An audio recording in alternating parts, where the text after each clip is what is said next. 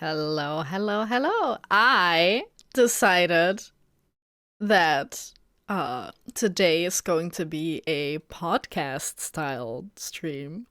So you cannot see me. I'm cozy, I'm in a sweater, but I'm also not camera ready because of that. But I thought it made more sense, right? We're reading a book together, cozy, you and me and everyone else in chat. But it's just you and me though.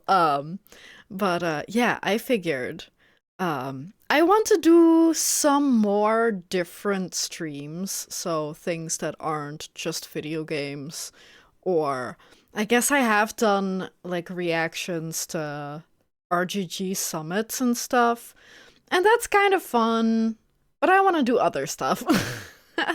Occasionally I'll just have like a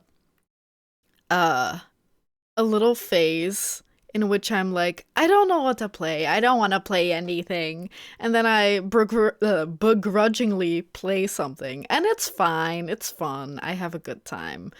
Uh, but I thought, you know what? Let's actually do something else for once. So, I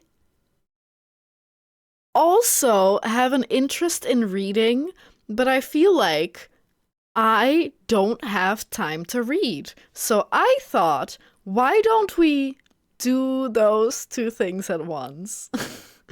We stream something else, not video games for once, and then we read a book, and then I was like, that's not really possible because it's illegal to read books on stream, actually.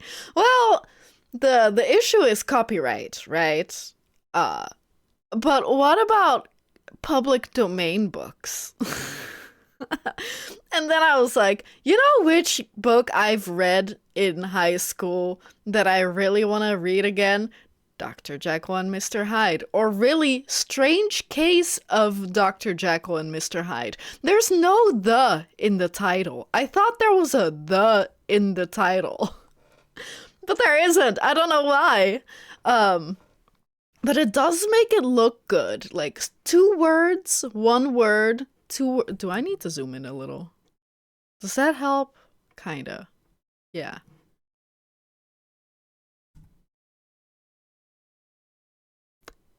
Yeah, there we go. Okay. Perfect.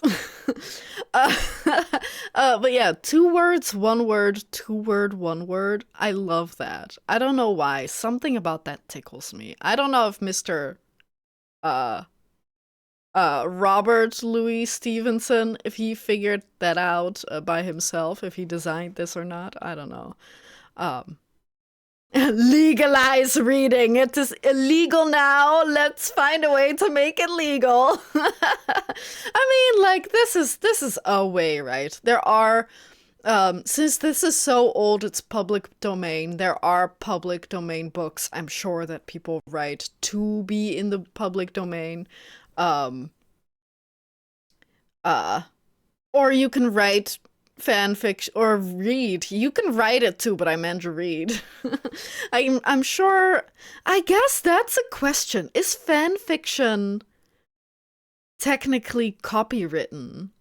That's a big question, but you can get permission for that. I feel like it's much easier to go on Twitter and tweet at your favorite fan fiction writer if they put their socials in their bio, I guess.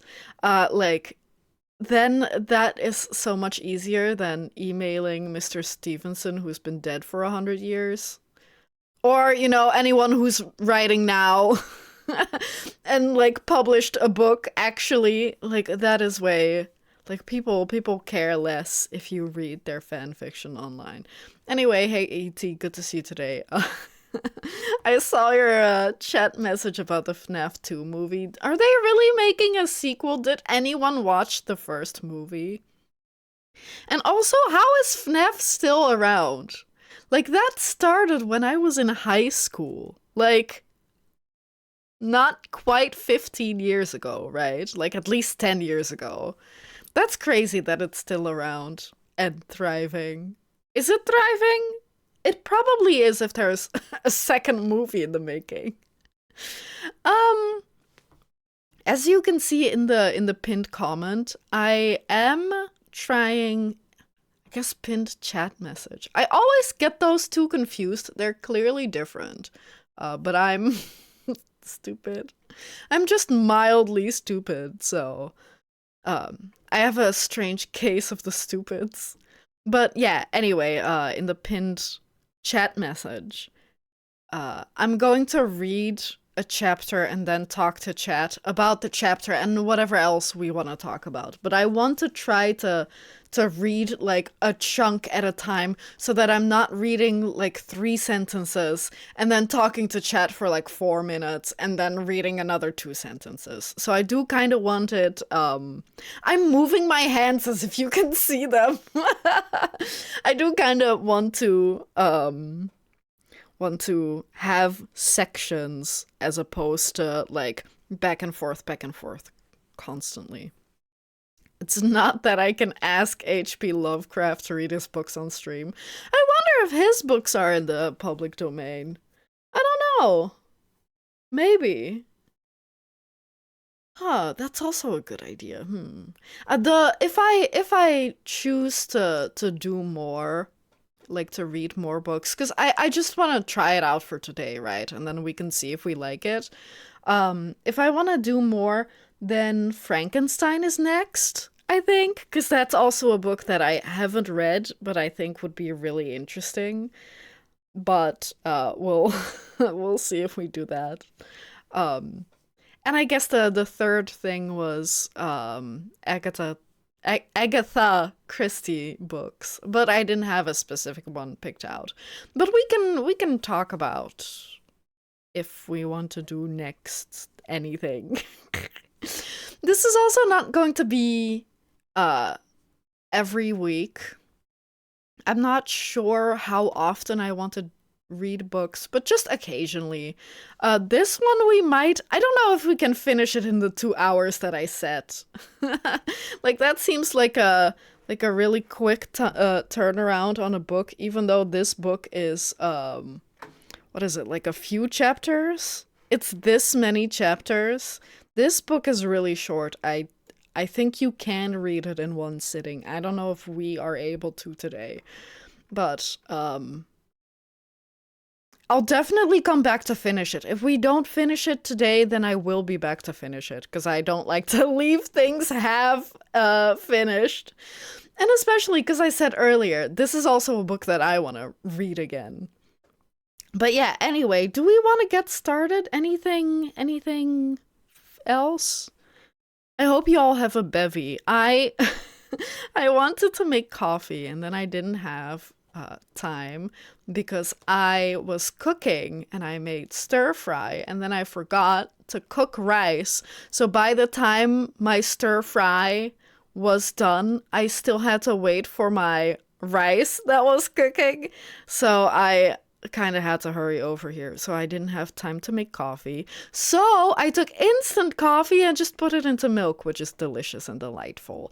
And so it is coffee, but it's not hot. So it's not a hot bevy, but it's nice. I like it. But yeah. Anyway, I hope you have a bevy, a blanket. That's what I'm missing. I might pick it up later. I'm cozy, but not cozy enough. I could be cozier. For anyone not familiar with Dr. Jekyll and Mr. Hyde, and even for people who are vaguely familiar, the book is actually really interesting. And people will often say, "Oh, he's like Dr. Jekyll and Mr. Hyde," but the book is actually like much more interesting than just the idea of a split personality or whatever. I mean, okay, no spoilers, in case you don't know. Anyway,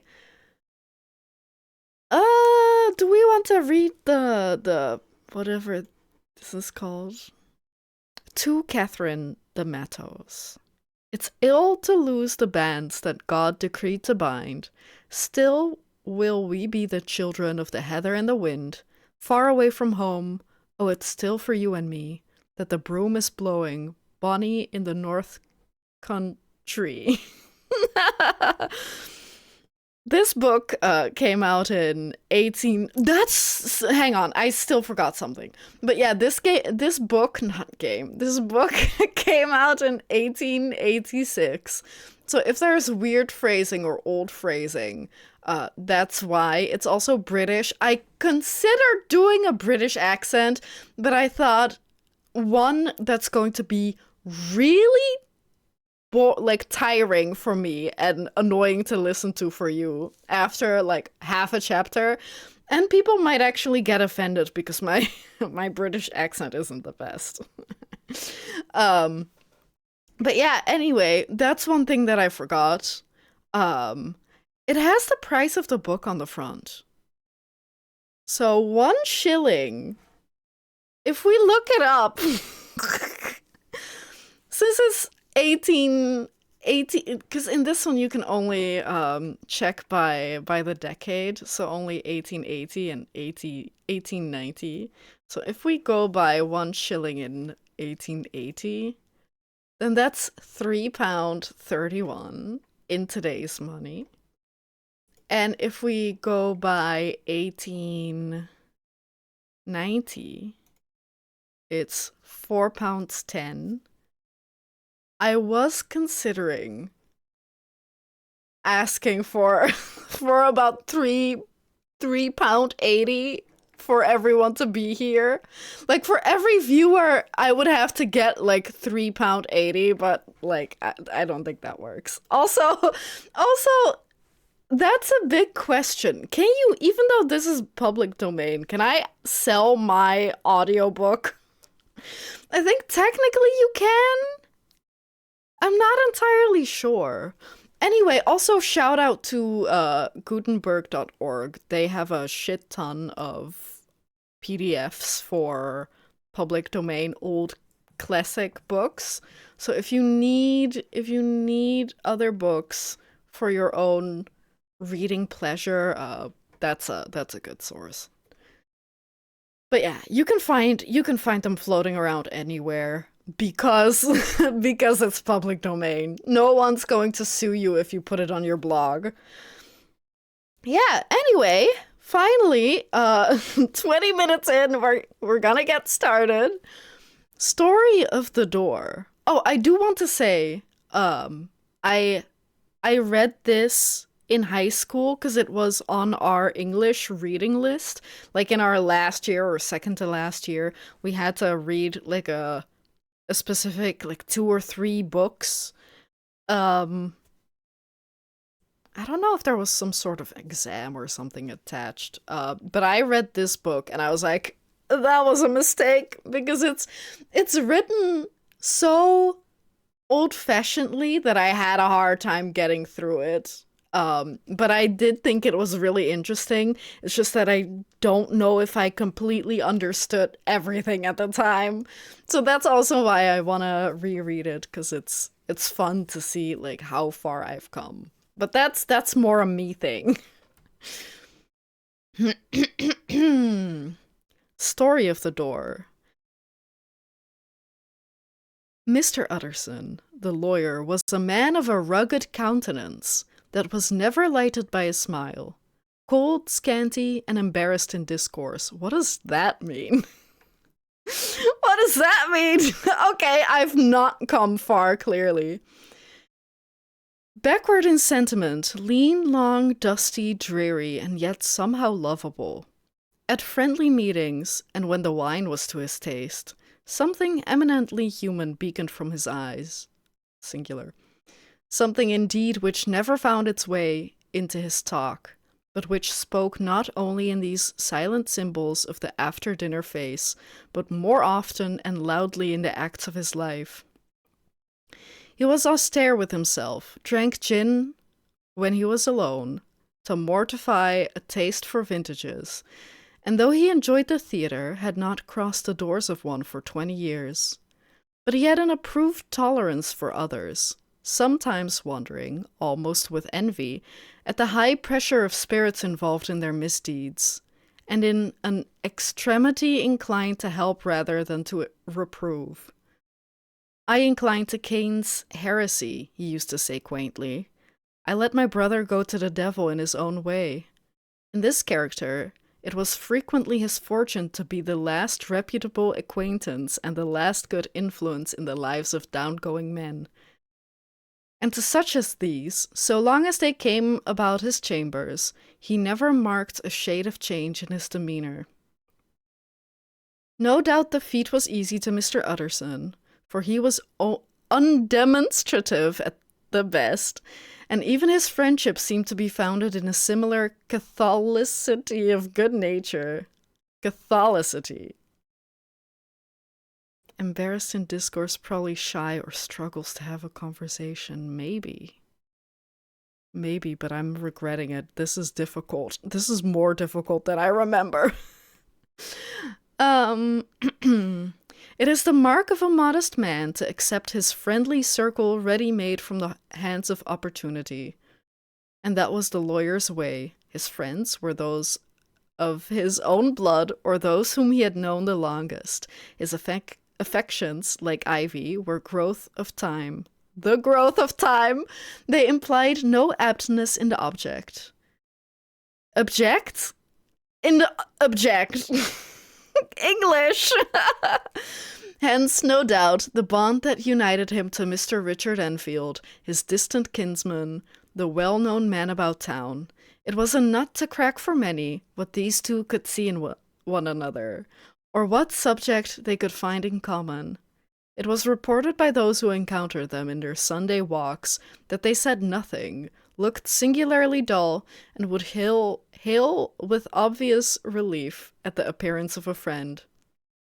For all that, the two men put the greatest store by these excursions, counted them the chief jewel of each week, and not only set aside occasions of pleasure, but even resisted the calls of business that they might enjoy them uninterrupted.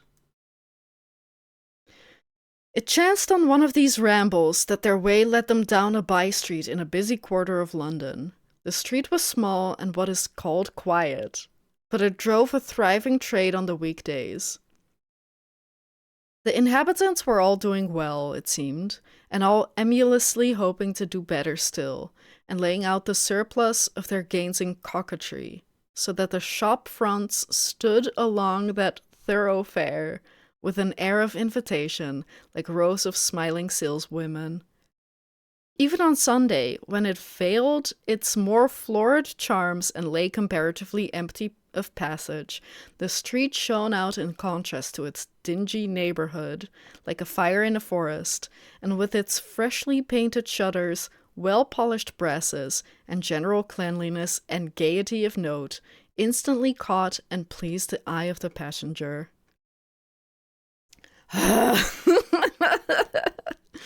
2 doors from one corner, on the left hand going east, the line was broken by the entry of a court, and just at that point, a certain sinister block of building thrust forward its gable on the street.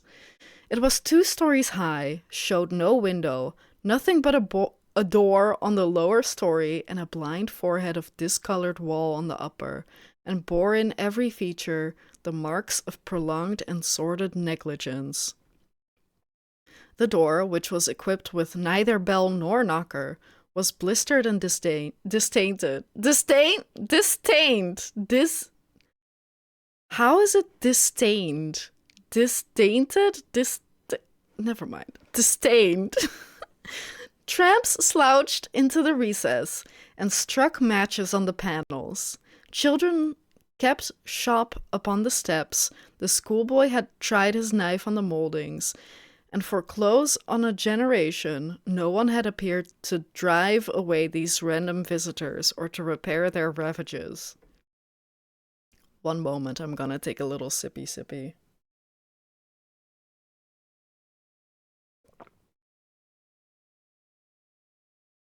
Mr. Enfield and the lawyer were on the other side of the by-street, but when they came abreast of the entry, the former lifted up his cane and pointed. "Did you ever remark that door?" he asked, and when his companion had replied in the affirmative, It is connected in my mind, added he, with a very odd story. Indeed, said Mr. Utterson, with a slight change of voice. And what was that? Well, it was this way, returned Mr. Enfield. I was coming home from some place at the end of the world. Literally? About 3 o'clock of a black winter morning, and my way lay through a part of town where there was literally nothing to be seen but lamps. Street after street, and all the folks asleep. Wait, what? Street after street, all lighted up as if for a procession and all as empty as a church.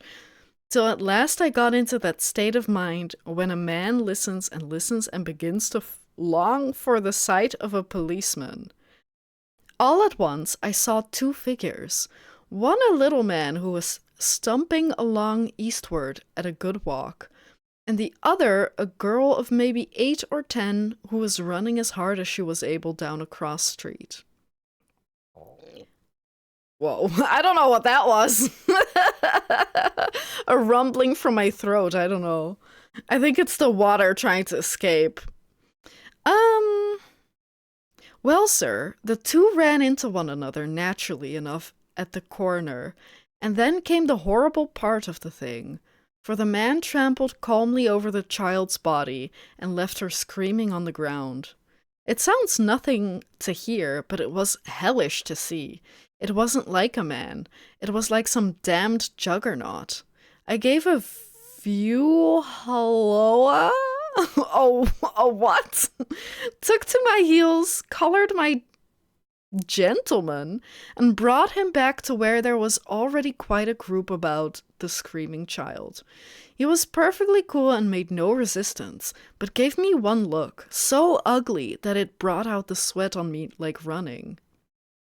The people who had turned out were the girl's own family, and pretty soon the doctor, for whom she had been sent, put in his appearance. Well, the child was not much the worse, more frightened, according to the sawbones. Is that a name? And there you might have supposed would be an end to it. But there was one curious circumstance. I had taken a loathing to my gentleman at first sight. So had the child's family, which was only natural. But the doctor's case was what struck me. He was the usual cut-and-dry apothecary, of no particular age and color, with a strong Edinburgh accent, and about as emotional as a bagpipe. Well, sir, he was like the rest of us. Every time he looked at my prisoner, I saw that Sawbones turned sick and white with the desire to kill him. I knew what was in his mind, just as he knew what was in mine, and killing being out of the question, we did the next best. We told the man we could and would make such a scandal out of this, as should make his name stink from one end of London to the other. If he had any friends or any credit, we undertook that he should lose them, and all the time, as we were pitching it in red hot, we were keeping the women off him as best we could, for they were as wild as harpies. I never saw a circle of such hateful faces, and there was the man in the middle, with a kind of black, sneering coolness, frightened too, I could see that, but carrying it off, sir, really like Satan.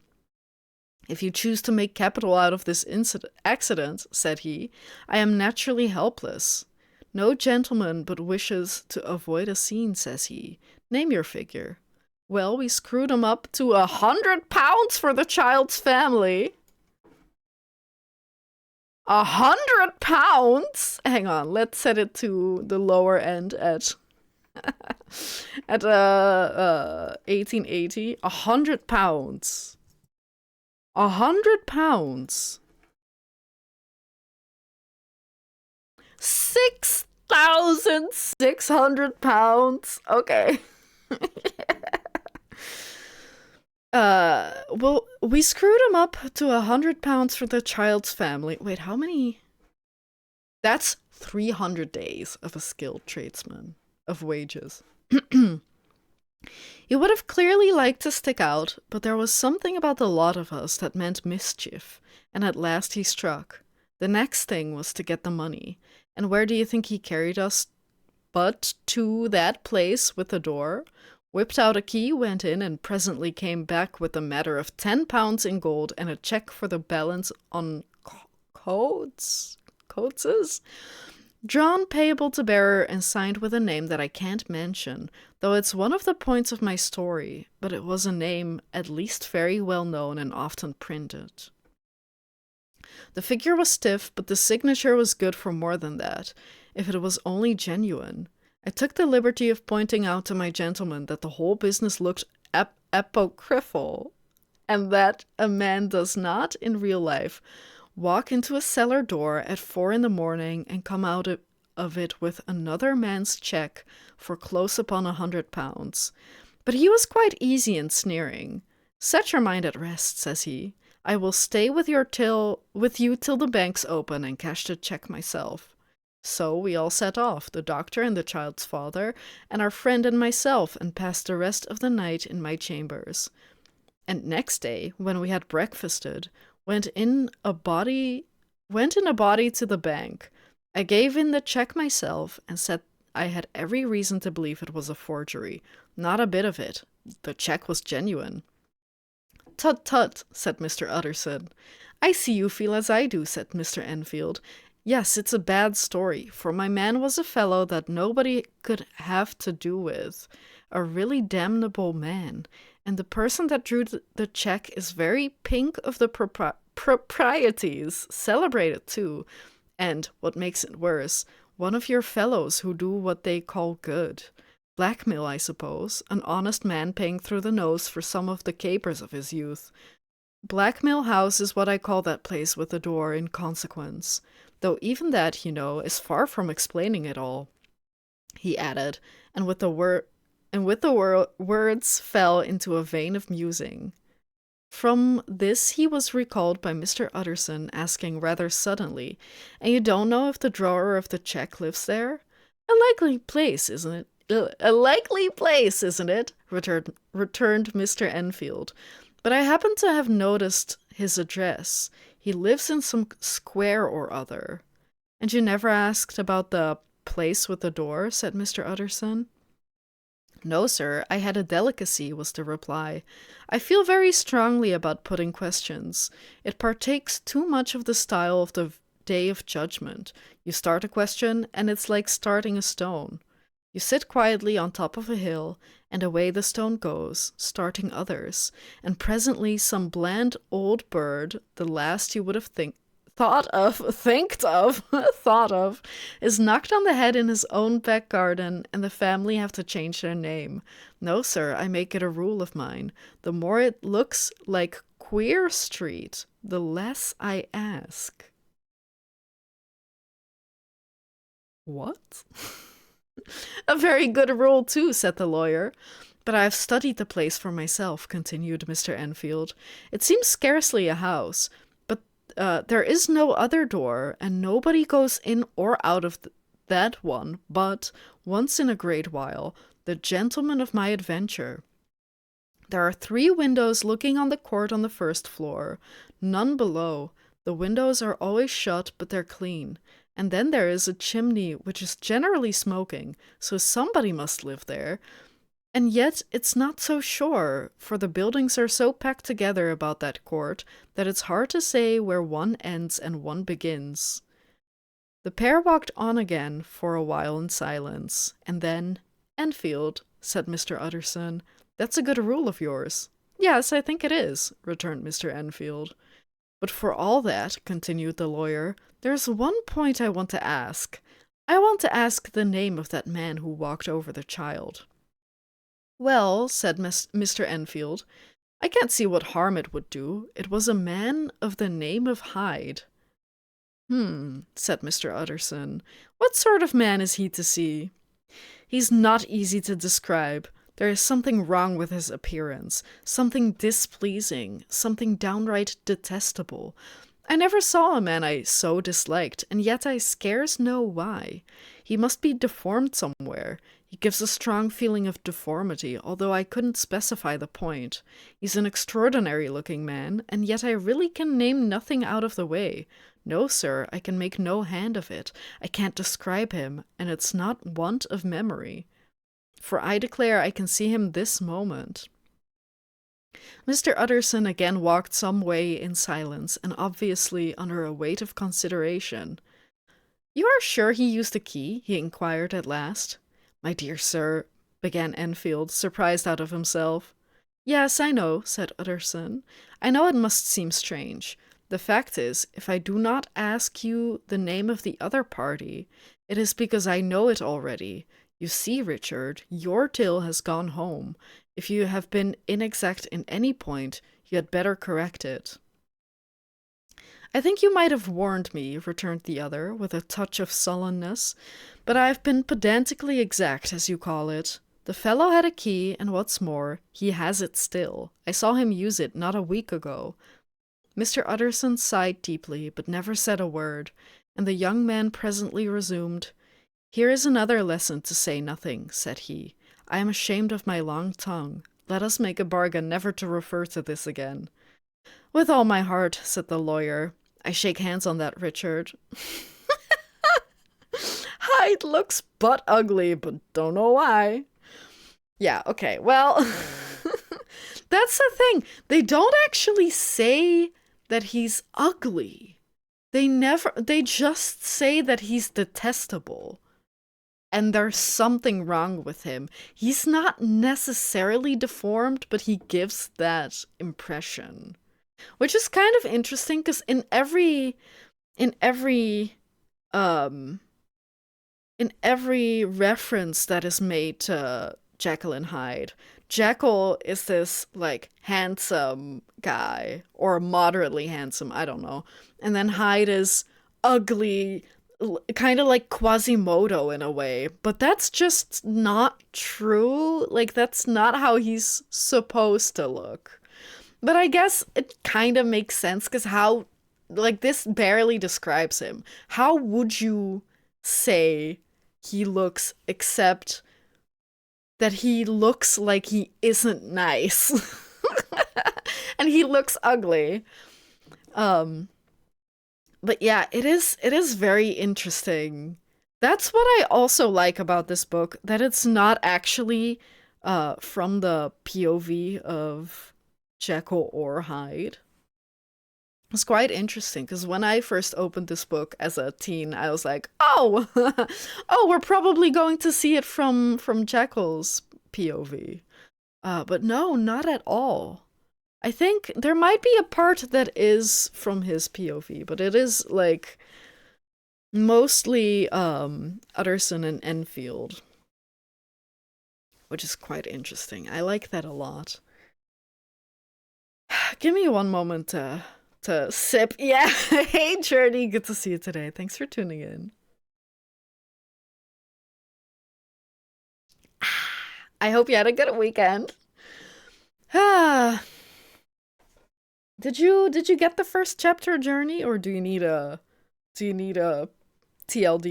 I guess the TLDR is two guys talk about guy who they saw at door. Basically. It's interesting, because I was talking to Alaris about this book a while back. It was a couple weeks ago. And and then we talked about it. Sorry. What a great way to start the conversation. But we talked about what he knew about the book, because he hasn't read it, but he I think he did a school play, is what he said happened. And that's how he knows a moderate amount of it. But he was like, yeah, doesn't he, like, kill his girlfriend? And I was like, no, I don't believe he has a girlfriend, and two, I don't think anyone dies. Or, like, he even says, like, said that it was in the first chapter or something, and I was like, no, he runs over a woman. And then when I checked out this book to make sure it was the full book and everything, I was like, it's not even a woman, it's a child. It's a girl child. You have no idea what we're reading? We are reading Strange Case of Dr. Jekyll and Mr. Hyde by Robert Louis Stevenson. It costs 1 shilling to purchase this book, so I hope you have uh about no, this isn't it.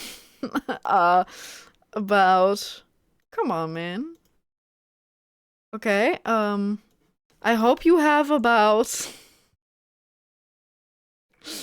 £3 for me. I'm joking. But yeah, the start of the book, like I said, the first chapter is basically a man telling his cousin or distant relative about how he saw a man walk and push over a child, and then he and some other people basically bribed him.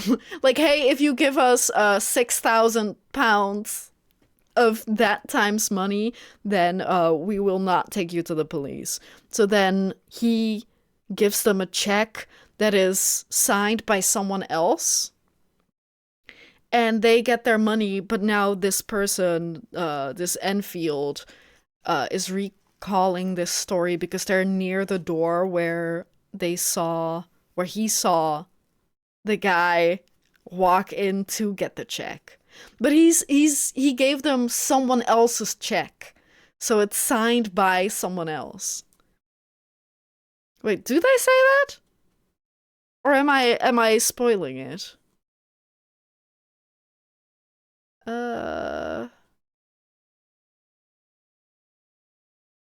Yeah, it does say they did say that it was another man's check, right? I do believe so. Yeah, that's also a very good summary. I'm bad at summaries. Yeah. Anyway, chapter 2. Give me 1 moment to drink a little sip of coffee and then a sip of water to wash it down.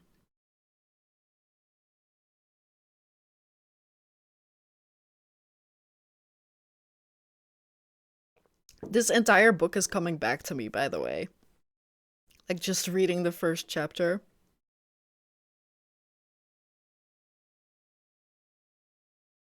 I hope you cannot hear me swallow, because that would be so scary.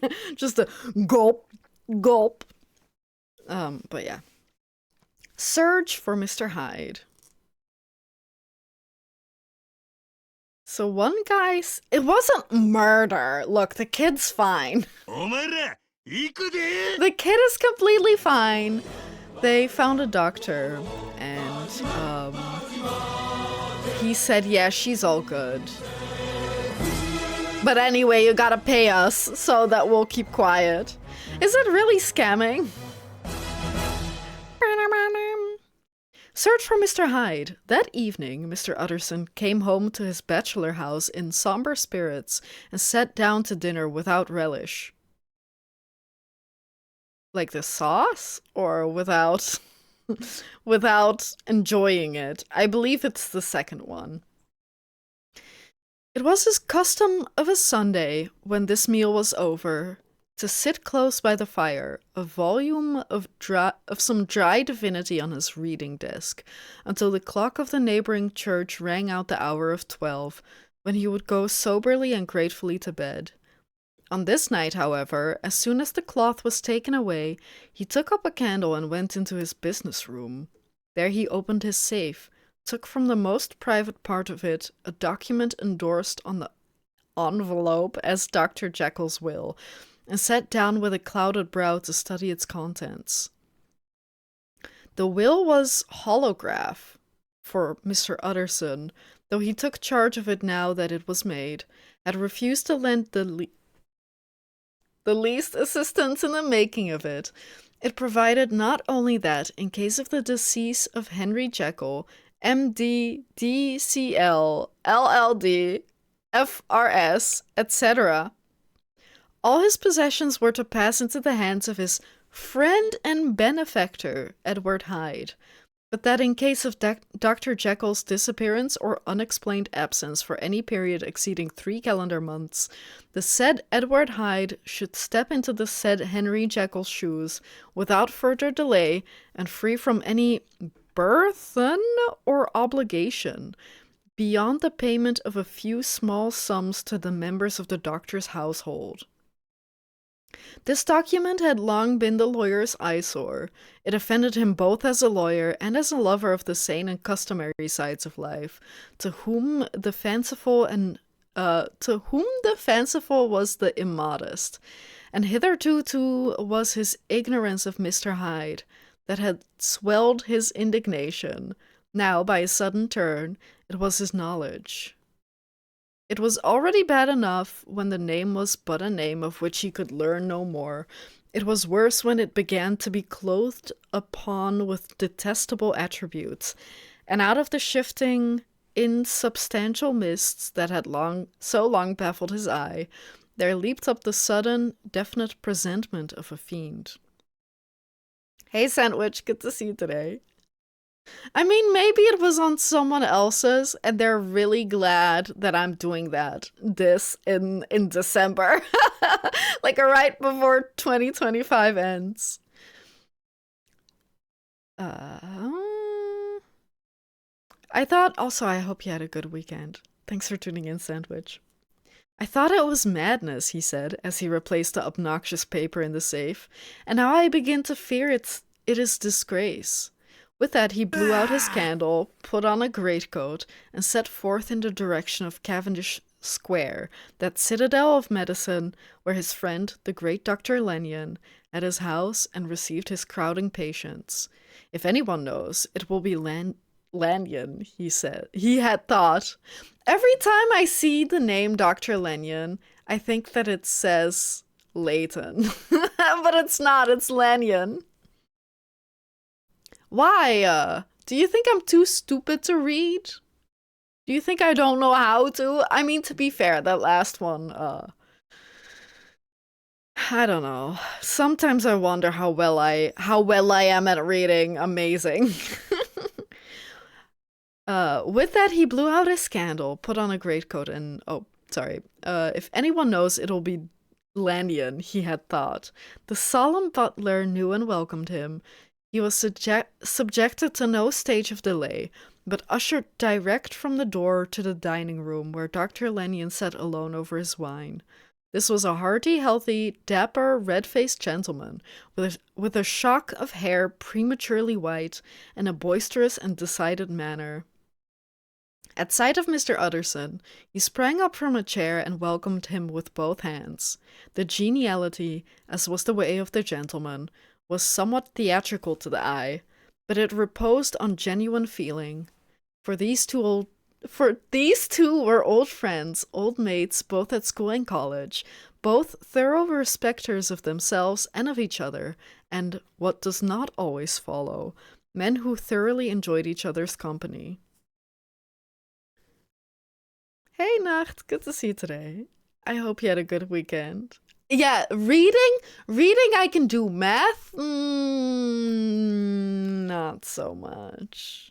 Not so much. What do you mean, E.T.? Do you not know about watch streaks yet? Is that the huh? Or is it what I said?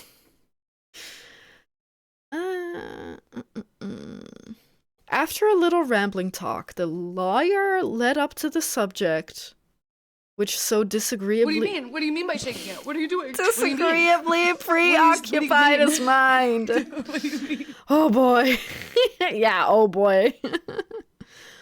I suppose, Lanyon, said he, you and I must be the two oldest friends that Henry Jekyll has. I wish the friends were younger, chuckled Dr. Lanyon, but I suppose we are. And what of that? I see little of him now. Indeed, said Utterson. I thought you had a bond of common interest. We had, was the reply, but it is more than 10 years since Henry Jekyll became too fanciful for me. He began to go wrong in mind, and though of course I continue to take an interest in him for old sake's sake, as they say, I see, and I have seen, devilish little of the man. Such unscientific balderdash. Balderdash? Added the doctor, flushing suddenly purple. Would have estranged Damon and Pythias? Who are these people? This little spirit of temper was somewhat of a relief of Mr. Utterson. They have only differed on some point of science, he thought, and being a man of no scientific passions, except in the matter of conveyancing, he even added, "It is nothing worse than that." He gave his friend a few seconds to recover his composure, and then approached the question he had come to put. Did you ever come across a protege of his, one Hyde, he claimed? Oh no! Just wanted to tell you that I'm not feeling well and therefore I'm going to lurk and no Jennifer's by me today. Well, I mean, you got the one in. I appreciate that. And thank you for lurking. I hope you enjoy and feel better soon. Hyde, repeated Lanyon. No, never heard of him since my time. That was the amount of information that the lawyer carried back with him to the great dark bed on which he tossed to and fro until the small hours of the morning began to grow large. It was a night of little ease to his toiling mind, toiling in mere darkness and besieged by questions. 6 o'clock struck on the bells of the church that was so conveniently near to Mr. Utterson's dwelling, and still he was digging at the problem. Oh, well, congratulations, I guess. Lucky you. Although, I don't know, I don't know if I'm good at audiobooks. This is a little more banter. Maybe not that much more banter, but it's a little less serious. But I hope you enjoyed regardless. But don't compare me to people who actually do audiobooks, because they're amazing and I'm struggling with basic English. Although this is relatively difficult. This isn't really basic English. Hitherto it had touched him on the intellectual side alone. But now his imagination was engaged, or rather enslaved, and as he lay and tossed in the gross darkness of the night in the curtained room, Mr. Enfield's tale went by before his mind in a scroll of lighted pictures. He would be aware of the great field of lamps of a nocturnal city, then of the figure of a man walking swiftly, then of a child running from the doctors, and then these met, and that human juggernaut trod the child down and passed on regardless of her screams. Or else he would see a room in a rich house where his friend lay asleep, dreaming and smiling at his dreams, and then the door of that room would be opened, the curtains of the bed plucked apart, the sleeper recalled, and lo, there would stand by his side a figure to whom power was given, and even at that dead hour he must rise and do its bidding. The figure in these two phases haunted the lawyer all night, and at any time he dozed off. He dozed over? What? It was but to see it glide more stealthily through sleeping houses, or move the more swiftly and still the more swiftly, even to dizziness, through wider labyrinths of lamp-lighted city, and at every street corner crush a child and leave her screaming. And still the figure had no face by which he might know it. Even in his dreams it had no face, or one that baffled him and melted before his eyes. And thus it was that there sprang up and grew apace in the lawyer's mind a singularly strong, almost inordinate curiosity to behold the features of the real Mr. Hyde. If he could but once set eyes on him, he thought the mystery would lighten and perhaps roll altogether away, as was the habit of mysterious things when well examined. He might see a reason for his friend's strange preference or bondage, call it what you please, and even for the startling clause of the will. At least it would be a face worth seeing, the face of a man who was without bowels of mercy, a face which had but to show itself to raise up in the mind of the unimpressionable Enfield a spirit of enduring hatred. From that time forward, Mr. Utterson began to haunt the door in the by-street of shops, in the morning before office hours, at noon when business was plenty, and time scarce, at night under the face of the fogged city moon, by all lights and at all hours of solitude or concourse, the lawyer was to be found on his chosen post. If he be Mr. Hyde, he had thought, I shall be Mr. Seek. That is such an amazing line. I love that line. And at last his patience was rewarded. It was a fine dry night, frost in the air, the streets as clean as a ballroom floor, the lamps unshaken by any wind, drawing a regular pattern of light and shadow. By 10 o'clock, when the shops were closed, the by-street was very solitary and, in spite of the low growl of London from all around, very silent. Small sounds carried far.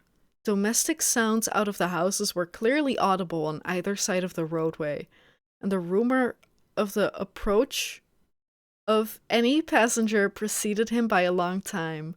Mr. Utterson had been some minutes at his post when he was aware of an odd, light footstep drawing near. In the course of his nightly patrols, he had long grown accustomed to the quaint effect with which the footfalls of a single person, while he is still a great way off, suddenly spring out distinct from the vast hum and clatter of the city.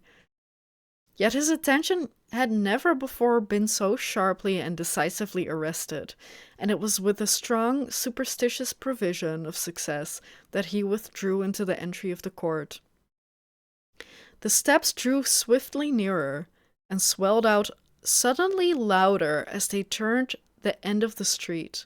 The lawyer, looking forth from the entry, could soon see what manner of man he had to deal with. He was small and very plainly dressed, and the look of him, even at that distance, went somehow strongly against the watcher's inclination. But he made straight for the door, crossing the roadway to save time, and as he came, he drew a key from his pocket like one approaching home. Oh no, he's a jaywalker. Oh no, he's crossing the roadway illegally. Terrible. Even worse than running a kid over. I mean, walking, like pushing her over. Mr. Utterson stepped out and touched him on the shoulder as he passed. Mr. Hyde, I think? Mr. Hyde shrank back with a hissing intake of the breath, but his fear was only momentary. Momentary.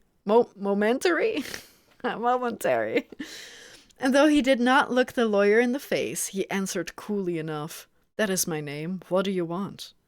I see you are going in, returned the lawyer. I am an old friend of Dr. Jekyll's, Mr. Utterson of Gaunt Street. You must have heard my name, and meeting you so conveniently, I thought you might admit me. You will not find Dr. Jekyll. He is from home, replied Mr. Hyde, blowing in the key. Blowing in the key? What?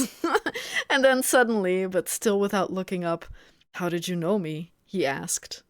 On your side, said Mr. Utterson. Will you do me a favor? With pleasure, replied the other. What shall it be? Will you let me see your face? Asked the lawyer. Awkward. Mr. Hyde appeared to hesitate, and then, as if upon some sudden reflection, fronted about with an air of defiance, and the pair stared at each other pretty fixedly for a few seconds. Now I shall know you again, said Mr. Utterson. It may be useful. Is that a threat? Yes, returned Mr. Hyde. It is as well we have met. And apropos, you should have my address, and he gave a number of a street in Soho. Good God, thought Mr. Utterson, can he too have been thinking of the will? But he kept his feelings to himself and only grunted in acknowledgement of the address. Of the address? It's address, right? Why do I always think it's address? I guess because it's Dutch. Huh. And now, said the other, how did you know me? By description, was the reply. Whose description? We have common friends, said Mr. Utterson. Common friends, echoed Mr. Hyde a little hoarsely. Who are they? Jekyll, for instance, said the lawyer. He never told you, cried Mr. Hyde, with a flush of anger. I did not think you would have lied. Come, said Mr. Utterson. That is not fitting language. He's like, tut, tut, tut. The other snarled aloud into a savage laugh. And the next moment, with extraordinary quickness, he had unlocked the door and disappeared into the house. The lawyer stood a while when Mr. Hyde had left him, the picture of disquietude. Yes! I don't know what it means, but I'm pretty sure it's pronounced disquietude. Then he began slowly to mount the streets, pausing every step or two and putting his hand to his brow like a man in mental perplexity. The problem he was thus debating as he walked was one of a class that is rarely solved. Mr. Hyde was pale and dwarfish. He gave an impression of deformity without any nameable malformation. He had a displeasing smile. He had borne himself to the lawyer with a sort of murderous mixture of timidity and boldness, and he spoke with a husky, whispering, and somewhat broken voice. All these were points against him, but not all of these together could explain the hitherto unknown disgust, loathing, and fear with which Mr. Utterson regarded him. There must be something else, said the perplexed gentleman. There's something more, if I could find a name for it. God bless me, the man seems hardly human. Something troglodytic, shall we say? Or can it be the old story of Dr. Fell? Or is it the mere radiance of a foul soul that thus transpires through and transfigures its clay continent? The last, I think, for, oh, my poor old Harry Jekyll. Is it not Henry Jekyll? Who is Harry? If ever I read Satan's signature upon a face, it is on that of your new friend.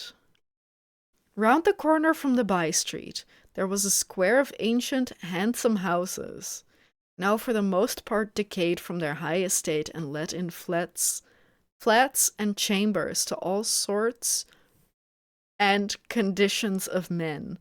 Map engravers, architects, shady lawyers, and the agents of obscure enterprises. One house, however, second from the corner, was still occupied entire, and at the door of this, which wore a great air of wealth and comfort, though it was now plunged in darkness except for the fanlight, Mr. Utterson stopped and knocked. A well-dressed, elderly servant opened the door. Is Dr. Jekyll at home, Poole? Asked the lawyer. I will see, Mr. Utterson. What do you mean? What do you mean? No, but how do you not know? Like, how big is that house? I will see, Mr. Utterson, said Poole, admitting the visitor, as he spoke into a large, low-roofed, comfortable hall, paved with flags, warmed after the fashion of a country house by a bright open fire and furnished with costly cabinets of oak. Will you wait here by the fire, sir, or shall I give you a light in the dining room? Here, thank you, said the lawyer, and he drew near and leaned on the tall fender. This hall, in which he was now left alone, was a pet fancy of his friend the doctor's, and Utterson himself was wont to speak of it as the pleasantest room in London. But tonight there was a shudder in his blood. The face of Hyde sat heavy on his memory. He felt, what was rare with him, a nausea and distaste of life, and in the gloom of his spirits he seemed to read a menace in the flickering of the firelight on the polished cabinets and the uneasy starting of the shadow on the roof. He was ashamed of his relief when Poole presently returned to announce that Dr. Jekyll was gone out. I saw Mr. Hyde go in by the old dissecting room door, Poole, he said. Is that right, when Dr. Jekyll is from home? Quite right, sir, Mr. Utterson, sir, replied the servant. Mr. Hyde has a key. Your master seems to repose a great deal of trust in that young man, Poole, resumed the other musingly. Yes, sir, he do indeed, said Poole. We have all orders to obey him. I do not think I ever met Mr. Hyde, asked Utterson. Oh, dear no, sir. He never dines here, replied the butler. Indeed, we see very little of him on this side of the house. He mostly comes and goes by the laboratory? Laboratory. Oh no. Is that going to be a common word? Laboratory sounds more British. Maybe. I don't know. Well, good night, Poole. Good night, Mr. Utterson. And the lawyer set out homeward with a very heavy heart. Poor... Was it not Henry Jekyll? Wait, when did we first... Yeah, the Henry Jekyll. Why, how... In the... How many years? Like 140 years that this book has been out, nobody noticed that they switch. Oh, is Harry a nickname for Henry? I think that might make more sense than, oh, nobody, in the 140 years that this book has been out, nobody once realized that they switched the names. I bet it's a nickname. Poor Harry Jekyll, he thought. My mind misgives me he is in deep waters.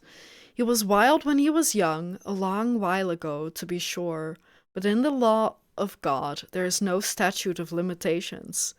Aye, it must be that, the ghost of some old sin, the cancer of some concealed disgrace, punishment coming, paid Claudio?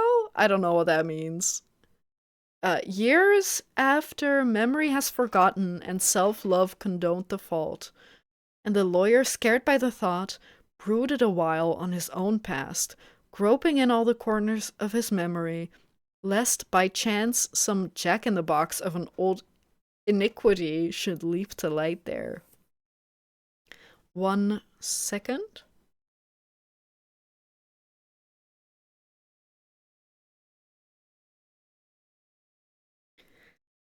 His past was fairly blameless. Few men could read the rolls of their life with less apprehension. Yet he was humbled to the dust by the many ill things he had done, and raised up again into a sober and fearful gratitude by the many that he had come so near to doing yet avoided. And then by a return on his former subject he conceived a spark of hope. This Master Hyde, if he were studied, thought he, must have secrets of his own, black secrets by the looks of him, secrets compared to which poor Jekyll's worst would be like sunshine. Wow, that is like... Can I just say that he really is judging a book by its cover? I mean, he did knock over a girl and then walked away because he didn't give a shit. Okay, maybe he's kind of right to judge the book. And it's not just by the cover. Things cannot continue as they are. It turns me cold to think of this creature stealing like a thief to Harry's bedside. Poor Harry, what awakening! And the danger of it. For if this Hyde suspects the existence of the will, he may grow impatient to inherit. Aye, I must put my shoulder to the wheel if Jekyll will but let me, he added, if Jekyll will only let me. For once more he saw before his mind's eye, as clear as a transparency, the strange clauses of the will. Yeah, it's, if I'm gone for even only 3 months, then give this random guy one of my best friends, have never heard of. Give that guy all my money. Well, give that guy all my money except for like 5% to my servants. They can have a little bit of money, I guess. Unless he has a wife and kids, but I don't believe so. Because they did say the like in the will, the members of his household hold, but I believe that implies more so that he gives money to his servants rather than like his family, if he doesn't have any family. Maybe he does, I don't remember. But yeah, suspicious. What a suspicious little letter. I guess it's not a letter. Do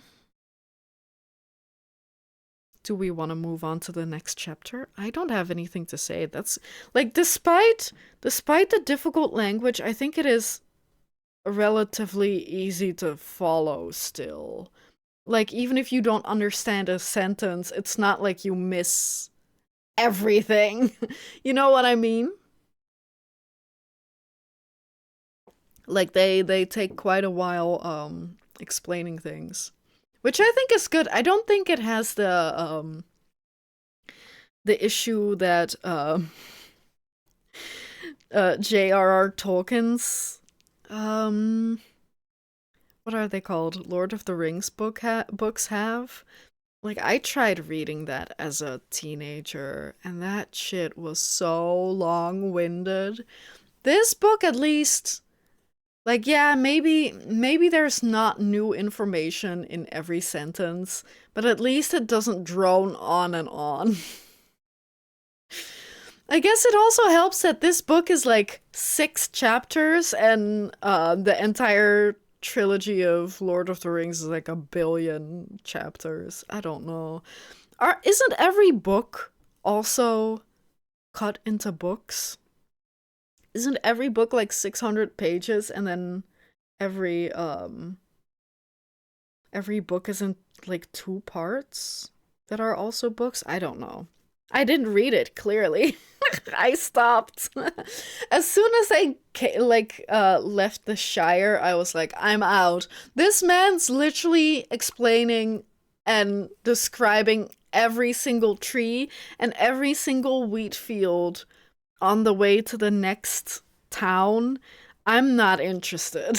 I have better things to do as a 14-year-old. Anyway, that's also a reason why I picked this book, because it is short, relatively.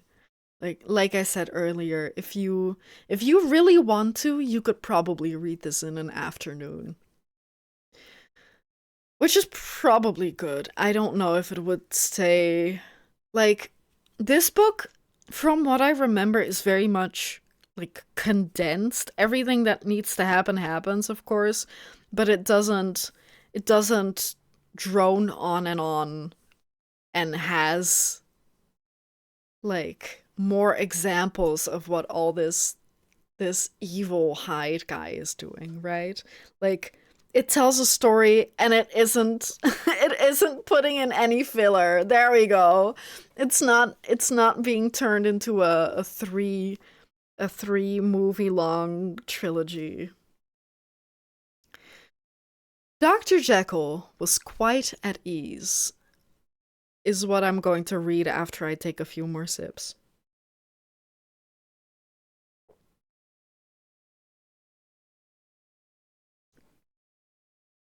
A fortnight later, by... Not that fortnight! A fortnight later, by excellent good fortune, the doctor gave one of his pleasant dinners to some 5 or 6 old cronies, all intelligent, reputable men, and all judges of good wine. And Mr. Utterson so contrived that he remained behind after the others had departed. Wait. Where are we? This was no new arrangement, but a thing that had befallen many scores of times. Where Utterson was liked, he was liked well. Hosts loved to detain the dry lawyer when the light-hearted and the loose-tongued had already their foot on the threshold. They liked to sit a while in his unobtrusive company, practicing for solitude, sobering their minds in the man's rich silence after the expense and strain of gaiety. To this rule, Dr. Jekyll was no exception. Oh, are we at Jekyll's? And as he now sat on the opposite side of the fire, a large, well-made, smooth-faced man of 50, with something of a slyish cast perhaps, but every mark of capacity and kindness. You could see by his looks that he cherished for Mr. Utterson a sincere and warm affection. "I've been wanting to speak to you, Jekyll," began the latter. "You know that will of yours?" I don't know if that's the right thing. Like, do you really bring that up? A close observer might have gathered that the topic was distasteful, but the doctor carried it off gaily. "My poor Utterson," said he, "you are unfortunate in such a client. I never saw a man so distressed as you were by my will, unless it were that hide-bound pedant Lanyon, at what he called my scientific heresies. Oh, I know he's a good fellow, you needn't frown, an excellent fellow, and I always mean to see more of him, but a hide-bound pedant for all that, an ignorant, blatant pedant.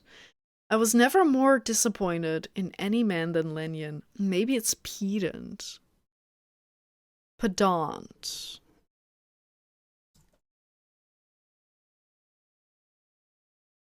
A person who is excessively concerned with minor details and rules or with displaying academic learning. Pedant. Pedant. It's pedant. Sorry. Okay. Excessively concerned with minor details and rules displaying academic learning.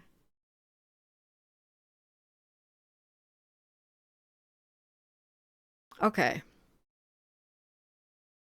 I get it. Yeah. I understand what that means. You know I never approved of it, pursued Utterson, ruthlessly disregarding the fresh topic. My will? Yes, certainly, I know that, said the doctor, a trifle sharply. You have told me so. Well, I tell you so again, continued the lawyer. I've been learning something of young Hyde. The large, handsome face. They are really calling him handsome, huh? They're like, this guy is good looking, and he is the good guy. This guy is mean and evil looking, and he's the evil one. Oh, and he's really ugly. The large, handsome face of Dr. Jekyll grew pale to the very lips, and there came a blackness about his eyes. I do not care to hear more, said he. This is a matter I thought we had agreed to drop. What I heard was abominable, said Utterson.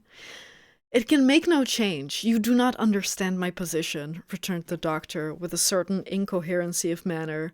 I am painfully situated, Utterson. My position is a very strange one. It is one of those affairs that cannot be mended by talking. Jekyll, said Utterson, you know me. I am a man to be trusted. Make a clean breast of this in confidence, and I make no doubt I can get you out of it. My good Utterson, said the doctor, this is very good of you. This is downright good of you, and I cannot find words to thank you in. I believe you fully. I would trust you before any man alive. Before myself, if I could make the choice. But indeed, it isn't what you fancy. It is not so bad as that. And just to put your good heart at rest, I will tell you one thing. The moment I choose, I can be rid of Mr. Hyde. I give you my hand upon that, and I thank you again and again, And I will just add one little word, Utterson, that I'm sure you'll take in good part. This is a private matter, and I beg of you to let it sleep. If you know the story, then the the moment I choose I can be rid of Mr. Hyde is an interesting sentence. Utterson reflected a little, looking in the fire. I have no doubt you are perfectly right, he said at last, getting to his feet. Well, but since we have touched upon this business, and for the last time, I hope, continued the doctor, there is one point I should like you to understand. I have really a very great interest in poor Hyde. I know you have seen him, he told me so, and I fear he was rude. But I do sincerely take a very great interest in that young man, and if I am taken away, Utterson, I wish you to promise me that you will bear with him and get his rights for him. I think you would, if you knew all, and it would be a weight off my mind if you would promise. Guy, it's your job, though. I don't ask that, pleaded Jekyll, laying his hand upon the other's arm. I only ask for justice. I only ask you to help him for my sake, when I am no longer here. Utterson heaved an irrepressible sigh. Well, said he, I promise. Again, that's your job as a lawyer. I guess, I don't know. Do you as lawyer actually have to go out and make sure it happens, or do you just have to write up the note? And maybe it changed in the 140 years since this book came out. This one was short. I feel like I rambled for longer than the chapter was.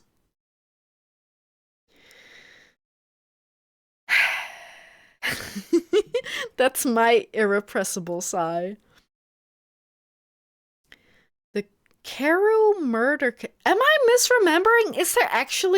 Did he actually kill his girlfriend? Am I wrong? Maybe I am wrong. Maybe Elleris was right. We'll find out. The Carew murder case.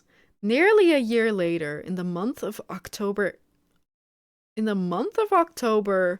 18... What does that mean? Oh, 18... Is that what they mean? Or do they mean October 18th? I assume it's 18 something something. Like the year 18 something something. London was startled by a crime of singular ferocity and rendered all the more notable by the high position of the victim. The details were few and startling. A maid servant, living alone in a house not far from the river, had gone upstairs to bed about 11. Although a fog rolled over the city in the small hours, the early part of the night was cloudless, and the lane, which the maid's window overlooked, was brilliantly lit by the full moon. It seems she was romantically given, for she sat down upon her box, which stood immediately under the window, and fell into a dream of musing. Never, she used to say with streaming tears when she narrated that experience, never had she felt more at peace with all men or thought more kindly of the world. Oh, yeah.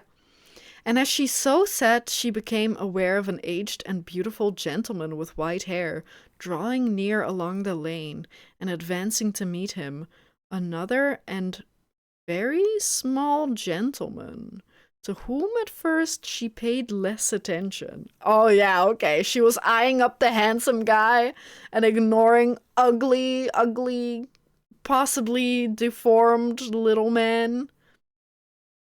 When they had come within speech, which was just under the maid's eyes, the older man bowed and accosted the other with a very pretty manner of politeness. It did not seem as if the subject of his address, which one is it again? Or is it a different one? Because it's a different meaning of address, whichever. It did not seem as if the subject of his address were of great importance. Indeed, from his pointing, it sometimes appeared as if he were only inquiring his way. But the moon shone on his face as he spoke, and the girl was pleased to watch it. It seemed to breathe such an innocent and old-world kindness of disposition, yet with something high too, as of a well-founded self-content. Presently her eye wandered to the other, and she was surprised to recognize in him a certain Mr. Hyde, who had once visited her master, and for whom she had conceived a dislike. A dislike?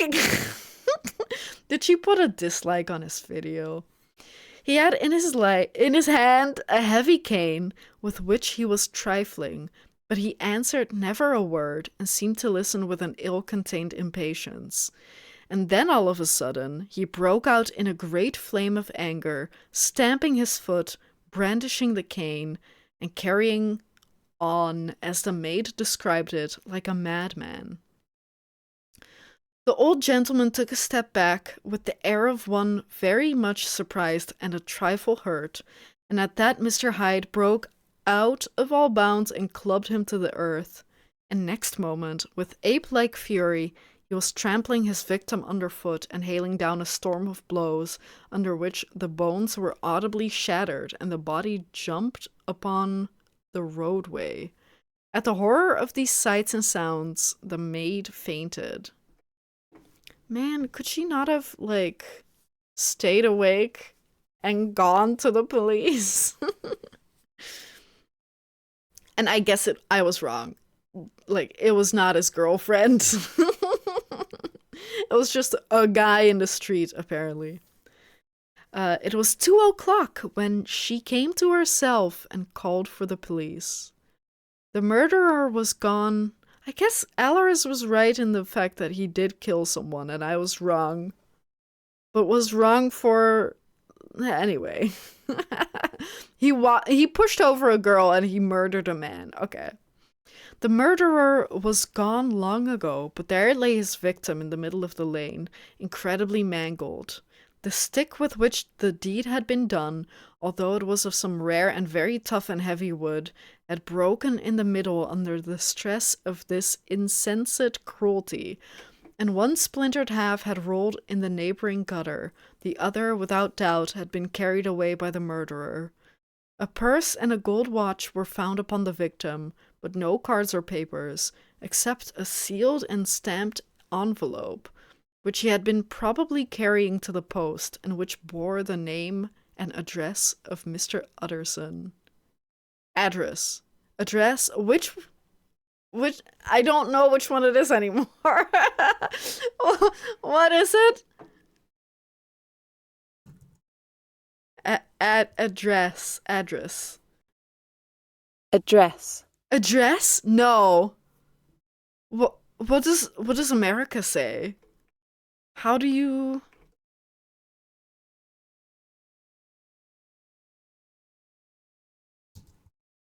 Pronunciation American.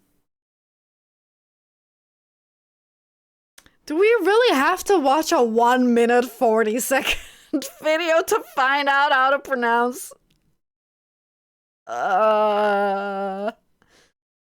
This word?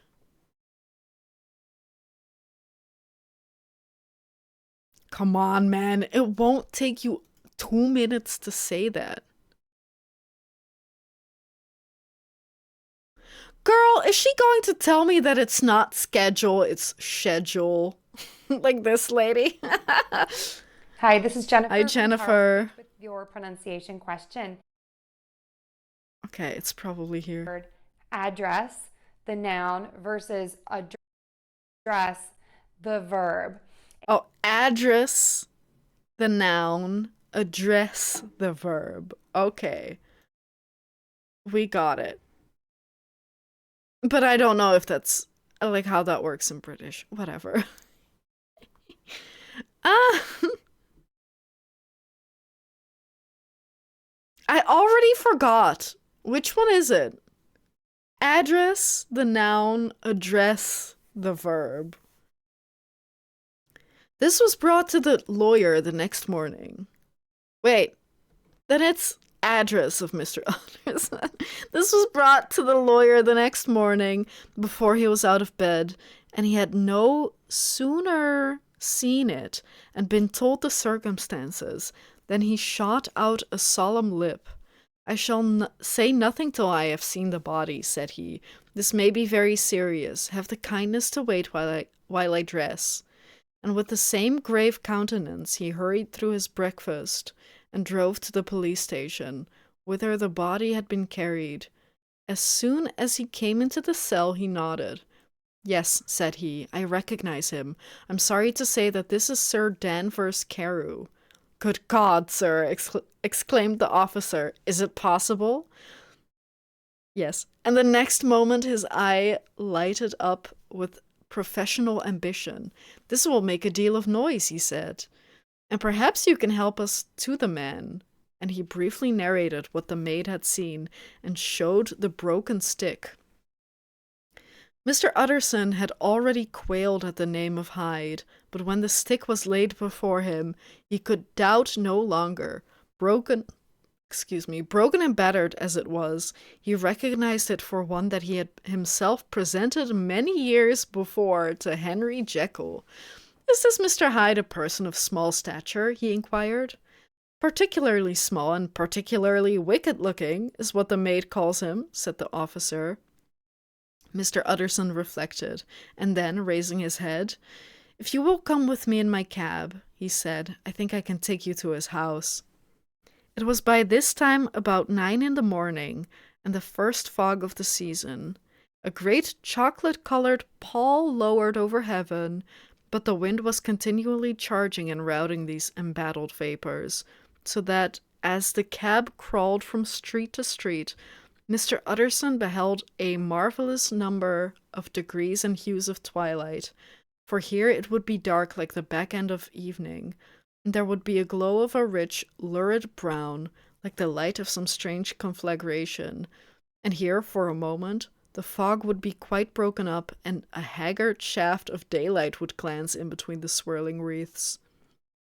The dismal quarter of Soho seen under these changing glimpses, with its muddy ways and slatternly passengers, and its lamps, which had never been extinguished or had been kindled afresh to combat this mournful reinvasion of darkness, seemed, in the lawyer's eyes, like a district of some city in a nightmare.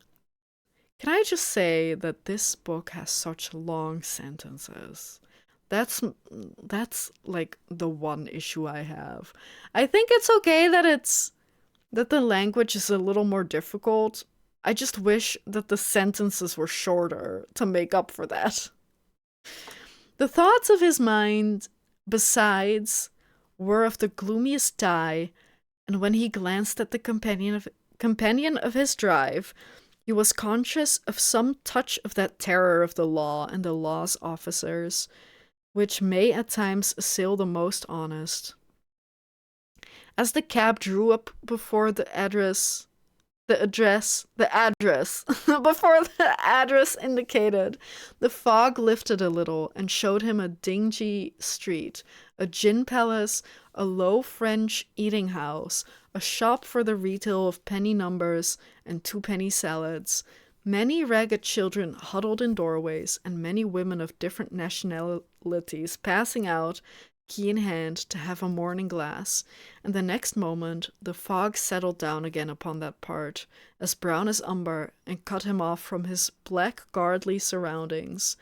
This was the home of Henry Jekyll's favorite, of a man who was heir to 250,000 sterling. What? It's pound sterling, right? 250,000? Okay, 16.5 million. This guy is fucking loaded. An ivory-faced and silvery-haired old woman opened the door. She had an evil face, smoothed by hypocrisy, but her manners were excellent. Yes, she said, this was Mr. Hyde's, but he was not at home. He had been in that night. He had been in that night very late, but had gone away again in less than an hour. There was nothing strange in that. His habits were very irregular, and he was often absent. For instance, it was nearly 2 months since she had seen him till yesterday. Very well, then, we wish to see his rooms, said the lawyer, and when the woman began to declare it was impossible, I had better tell you who this person is, he added. This is Inspector Newcomen of Scotland Yard. A flash of odious joy appeared on the woman's face. Ah, said she, he is in trouble. What has he done? Mr. Utterson and the inspector exchanged glances. You don't seem a very popular character, observed the latter. And now, my good woman, just let me and this gentleman have a look about us. In the whole extent of the house, which but for the old woman remained otherwise empty, Mr. Hyde had only used a couple of rooms, but these were furnished with luxury and good taste. A closet was filled with wine, the plate was of silver, the napery elegant, a good picture hung upon the walls, a gift, as Utterson supposed, from Henry Jekyll, who was much of a connoisseur, and the carpets were of many plies and agreeable in color. At this moment, however, the rooms bore every mark of having been recently and hurriedly ransacked. Clothes lay about the floor, with their pockets inside out. Lock-fast drawers stood open, and on the hearth there lay a pile of grey ashes, as though many papers had been burned. From these embers the inspector disinterred the butt end of a green checkbook, which had resisted the action of the fire. The other half of the stick was found behind the door, and as this clinched his suspicions, the officer declared himself delighted. What a dumbass. For leaving his stick there? That is so sus. A visit to the bank, where several £1,000 were found to be lying to the murderer's credit, completed his gratification.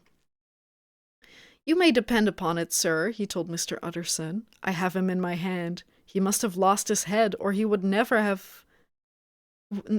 never would have left the stick, or, above all, burned the checkbook. Why, money's life to the man. We have nothing to do but wait for him at the bank and get out the handbills. Get out the handbills? This last, however, was not so easy of accomplishment, for Mr. Hyde had numbered few familiars. Even the master of the servant maid had only seen him twice. His family could nowhere be traced, he had never been photographed, and the few who could describe him differed widely, as common observers will. Only on one point were they agreed, and that was the haunting sense of unexpressed deformity with which the fugitive impressed his beholders. It's kind of messed up that everyone's like, yeah, that guy's deformed. Like, isn't that kind of messed up? How does everyone manage to agree if he's not deformed? Like, that's the weird part, right? He's not deformed, but everyone believes he might be. He just looks like it. That's very strange. Let me see how long this chapter is. Okay. I think we can squeeze this one in. Oh, but I need a stretch first.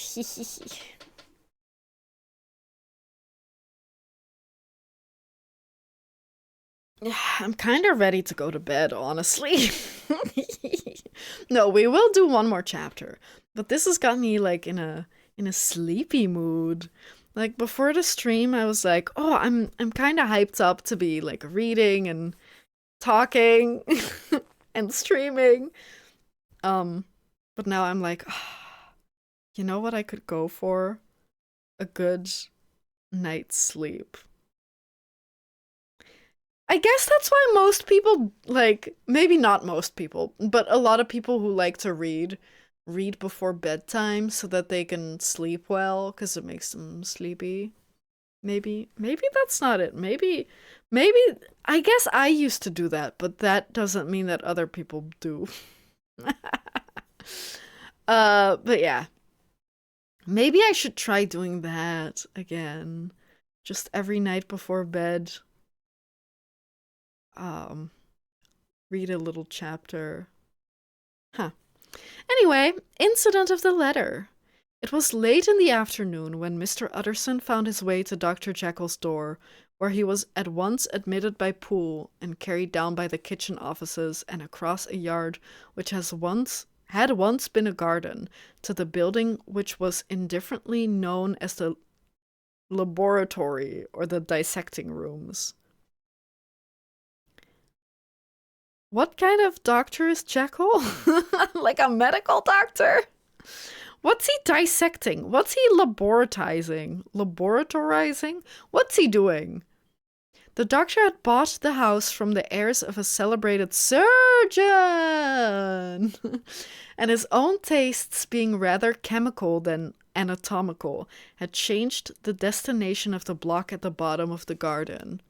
It was the first time that the lawyer had been received in that part of his friend's quarters, and he eyed the dingy, windowless structure with curiosity, and gazed round with a distasteful sense of strangeness as he crossed the theatre, once crowded with eager students and now laying gaunt and silent, the tables laden with chemical apparatus.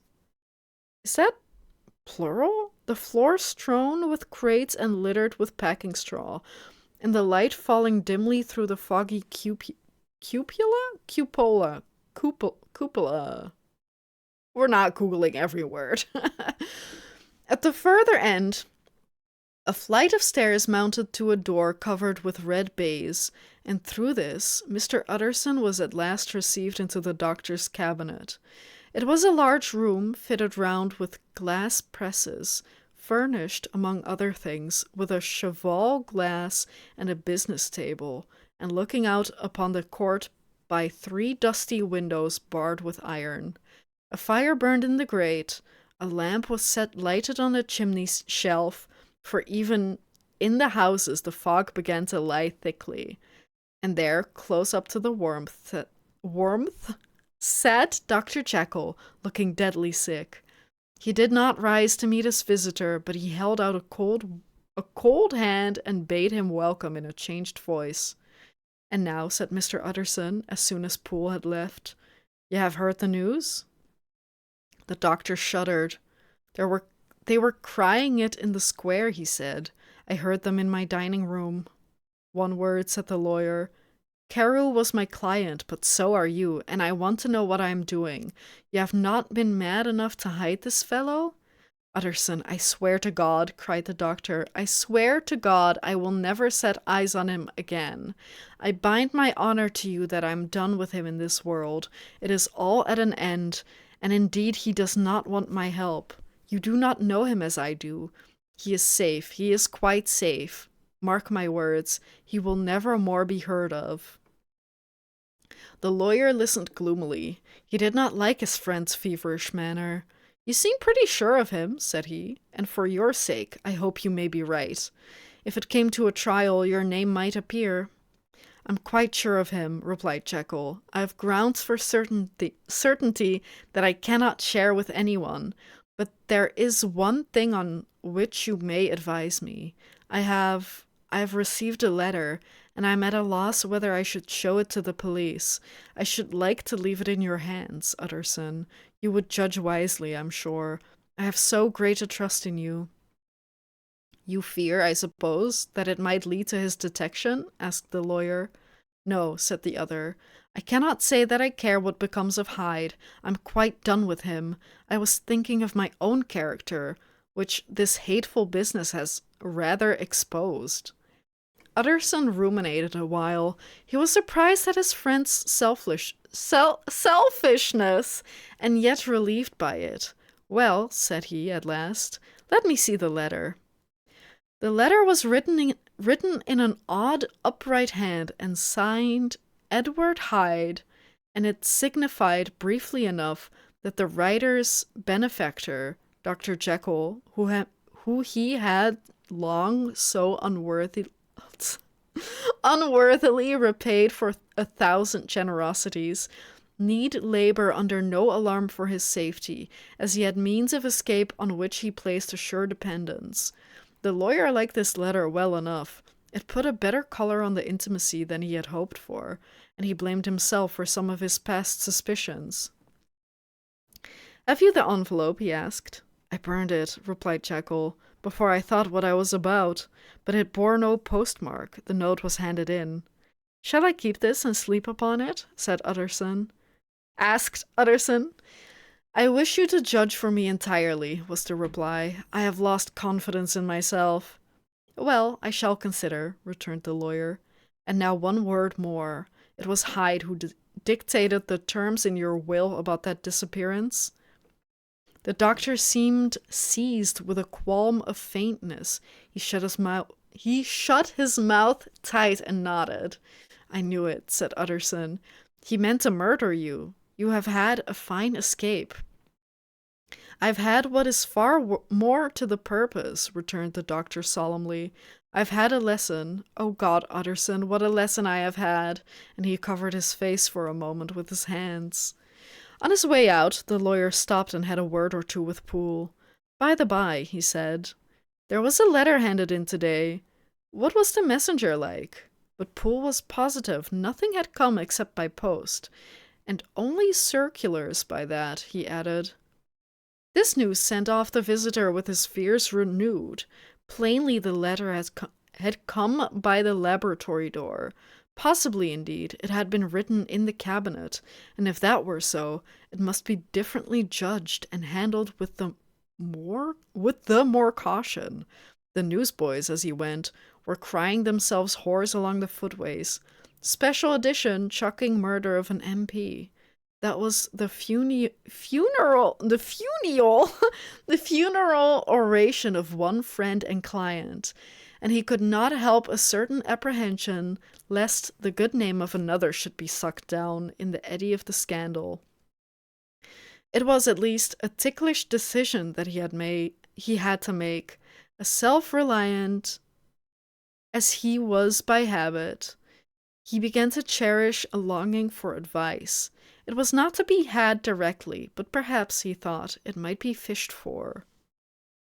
Presently after, he sat on one side of his own hearth, with Mr. Guest, his head clerk, upon the other, and midway between, at a nicely calculated distance from the fire, a bottle of a particular old wine that had long dwelt unsunned in the foundations of his house. The fog still slept on the wing above the drowned city, where the lamps glimmered like carbuncles, and through the muffle and smother of these fallen clouds, the procession of the town's life was still rolling in through the great arteries with a sound as of a mighty wind. But the room was gay with firelight. In the bottle, the acids were long ago resolved. The imperial dye had softened with time, as the color grows richer in stained windows, and the glow of hot autumn afternoons on hillside vineyards was ready to be set free and to disperse the fogs of London. Insensibly the lawyer melted. There was no man from whom he kept fewer secrets than Mr. Guest, and he was not always sure that he kept as many as he meant. Guest had often been on business to the doctor's. He knew Poole. He could scarce have failed to hear of Mr. Hyde's familiarity about the house. He might draw conclusions. Was it not as well, then, that he should see a letter which put that mystery to rights? And above all, since Guest, being a great student and critic of handwriting, would consider the step natural and obliging? The clerk, besides, was a man of counsel. He would scarce read so strange a document without dropping a remark, and by that remark Mr. Utterson might shape his future course. This is a sad business about Sir Danvers," he said. Yes, sir, indeed. It has elicited a great deal of public feeling, returned Guest. The man, of course, was mad. I should like to hear your views on that, replied Utterson. I have a document here in his handwriting. It is between ourselves, for I scarce know what to do about it. It is an ugly business at the best. But there it is, quite in your way, a murderer's autograph. Guest's eyes brightened, and he sat down at once and studied it with passion. No, sir, he said, not mad, but it is an odd hand. And by all accounts, a very odd writer, added the lawyer. Just then the servant entered with a note. Is that from Dr. Jekyll, sir? Inquired the clerk. I thought I knew the writing. Anything private, Mr. Utterson? Only an invitation to dinner. Why, do you want to see it? One moment, I thank you, sir. And the clerk laid the 2 sheets of paper alongside and sedulously compared their contents. Thank you, sir, he said at last, returning both. It's a very interesting autograph. There was a pause during which Mr. Utterson struggled with himself. Why did you compare them, Guest? He inquired suddenly. Well, sir, returned the clerk, there's a rather singular resemblance. The 2 hands are in many points identical, only differently sloped. Rather quaint, said Utterson. It is, as you say, rather quaint, returned Guest. I wouldn't speak of this note, you know, said the master. No, sir, said the clerk, I understand. But no sooner was Mr. Utterson alone that night than he locked the note into a safe, where it reposed from that time forward. What, he thought, Henry Jekyll forged for a murderer? And his blood ran cold in his veins. That's... If I get it right, like if I have it right, then Hyde clubbed a man to death. Then... Also, are they implying that he's the prime minister? I don't know if I get that yet. But if it's important, I'll repeat it. I assume. If it's not important, then potato, potato. So then Hyde runs to give Jekyll a letter. Goes through the back door, shows him a letter. I guess just like... He doesn't hand it to him, but, because it didn't have a postmark, right?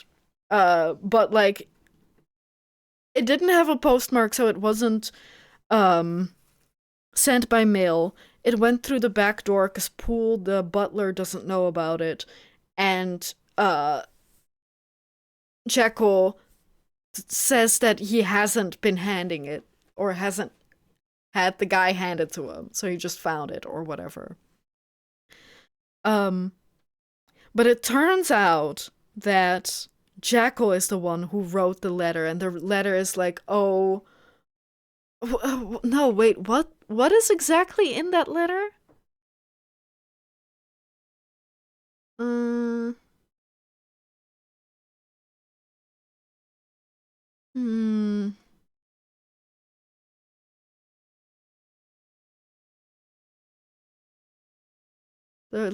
The letter was written in an odd upright hand and signed Hyde.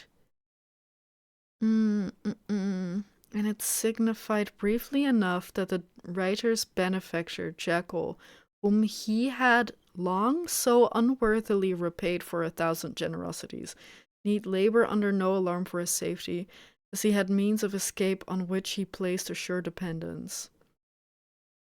So, like, he told Jekyll, I'm out of here and I'm never coming back, right? I'm safe somewhere else. Right, but then it turns out they compare the notes, the note, with what the clerk brings in. Just then the servant entered with a note. And then he hands it to him. Isn't this Dr. Jekyll's handwriting? And then they compare notes, and then the guest the other guy's like, this is the same handwriting, you know that, right? So they're implying that um that Jekyll wrote a note as Hyde to say, oh, please don't come looking for me, like I'm gone, like I won't do it ever again, I promise. I'm gonna be a good boy. um and then like now Utterson has to decide whether he takes it to the police or not, right? That's it. That's it. Hey Bartleby, good to see you today. Thanks for tuning in. We're reading Strange Case of Dr. Jekyll and Mr. Hyde. Have you read it? It is so good. Have you read it? It's a little difficult to summarize. If you haven't, we've read like the first, how many? 1, 2, yeah. What's the this one have we read, or this one have we read? We have read 4 or 5. We've read about half the book already today. This book really isn't long. Yeah, Incident of the Letter. I think we can finish it up next time, though. In that case, you could really finish this book in like probably 3 hours if you're a fast reader and not talking to your chat.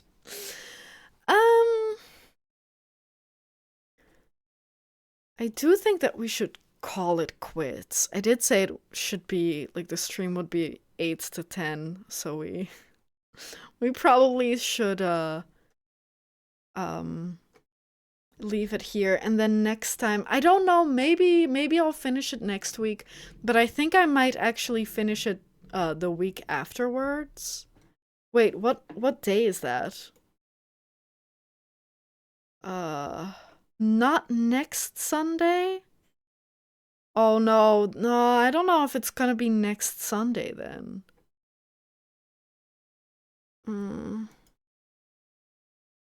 One moment.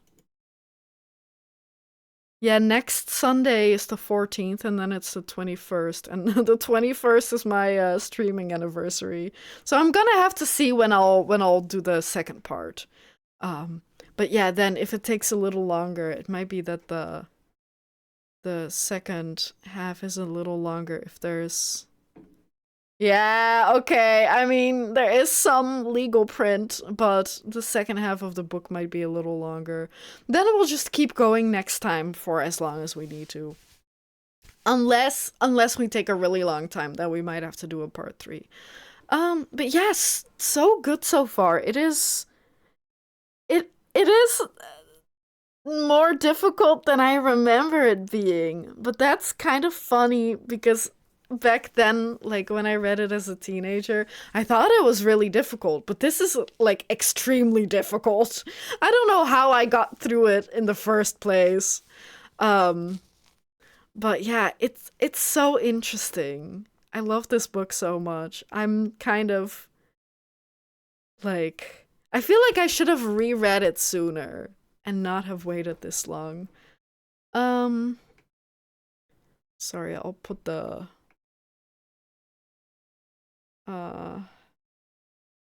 thing back up. Not that it really matters. But yeah, I think that's it for today. Little bit of a short stream, but I also don't think that I can talk much more. I don't, like, usually after streams I don't have much of an issue with, like, my voice anymore because I'm so used to it. But today I'm like, whew, 2 hours of constant talking is a little much. But yeah, anyway, I will see you tomorrow with High on Life and Little Kitty Big City. And then sometime next week, maybe do part 2. I'm gonna have to see.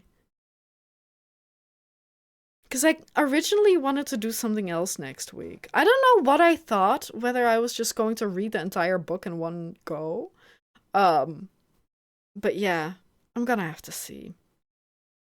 I will tomorrow morning post on the Discord my schedule for next week, because I'm kind of trying to do like some different streams and not always at the same time. So I'm trying to have like a little bit of a warning for when I do or play what. So I'm going to figure out when I'm going to do part 2 and then add it to that schedule or not, and then I'll post it. But yeah, thank you all for being here. I hope you all enjoyed it.